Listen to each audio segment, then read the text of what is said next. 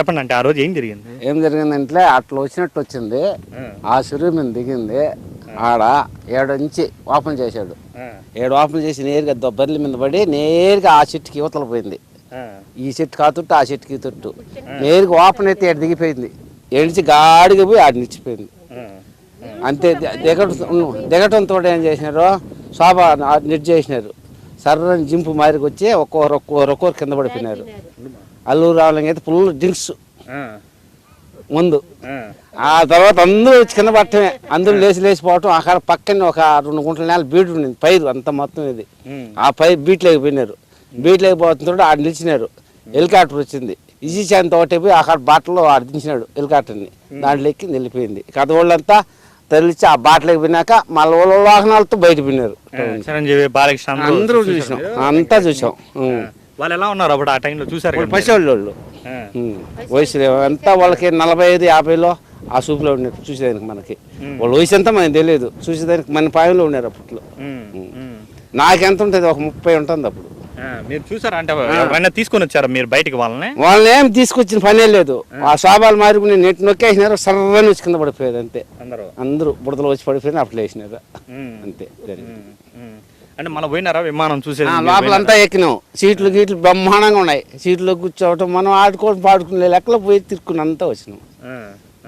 అంటే మీకైతే ఇదన్నీ కూడా గుర్తున్నాయి. మొన్న అహ్మదాబాద్ జరిగింది కదా, 250 మంది పైన కూడా చనిపోయినారంట. చూపించారు సెల్లో కూడా మాకు. అది మనం చూడలేం కదా, ఆడ పోయా దగ్గర దాదాపు అంతమంది చనిపోయారు. ఇక్కడేమో మీ ఊర్లో ఒక్కరు కూడా సేఫ్ అయినారు. బండ కానీ ఏమే కానీ తగల.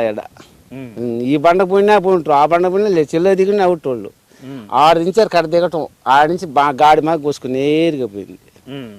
అంత ఫ్రెష్గా అయిపోయినారు. మళ్ళీ డ్రైవర్ కూడా 2 తూర్లు వచ్చాడు, భార్య పిల్లలు చూసుకొని కూడా ఇక్కడికి వచ్చాడు. ఎన్ని రోజులు ఉంది ఏడ కనీసం ఒక 3 నెలలు కదలకనే ఉండింది. ఆయన స్టార్ట్ చేసినారు. ఏసి పాటలు గీడిపోయినాయి. అవన్నీ తెలియదు ఎవరికి పనికి వస్తాయని, ఎవరు తాకల. మళ్ళీ లాస్ట్లో ఏదైనా అంతా ఎంత వస్తువు ఎత్తుకున్నారు తెలిసినాకన్నా ఎత్తుకున్నారు రాలిపోయినట్టు. ఫస్ట్ అయితే ఎవరు తాకలే, తెలియదు. మీరు అప్పట్లో ఎవరైనా హీరోలతో ఎవరైనా ఈటీవీ వాళ్ళు ఫోటో వస్తున్నా మాట్లాడేదే పంపిస్తా ఉండేది. ఆయన సోదరులు ఆవిడ పడిపోయాడు డాన్స్ చేసి దిగిరేది కిందకి పోయి పొట్టిగా ఉంటాడు. ఆయన ప్రాణాలు బతికినాం, బాగా సంతోషం వచ్చింది. ఆయన బతికినామని. పడిపోయిన వాళ్ళు బతికిన వాళ్ళు లేదు కదా, ఆయన ముందు ఉన్న సంతోషం వచ్చింది. కథ వాళ్ళకన్నా చెమటలు పట్టుకున్నాయి.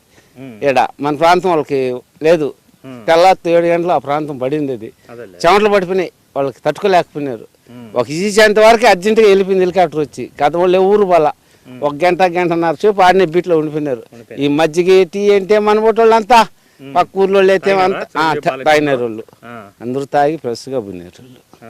ఇది ప్రత్యక్షంగా చూశారు. అప్పట్లో వీళ్ళకి 30 ఏళ్ళు ఉందని కూడా చెప్తూ వస్తున్నారు. సో ఆ టైంలో జరిగినటువంటి ప్రమాద సమయం తర్వాత అక్కడే ఉన్నటువంటి వారందరికీ కూడా తామే మజ్జిగ టీలు అవన్నీ కూడా ఇచ్చామని చెప్తూ వస్తున్నారు. అదృష్టవశాత్తు ఆ టైంలో ఉన్నటువంటి కెప్టెన్ వల్ల అత్యంత చాకచక్యం వ్యవహరించారు. ఇక్కడ ఉన్నటువంటి ఆ బండను కూడా తప్పించారు.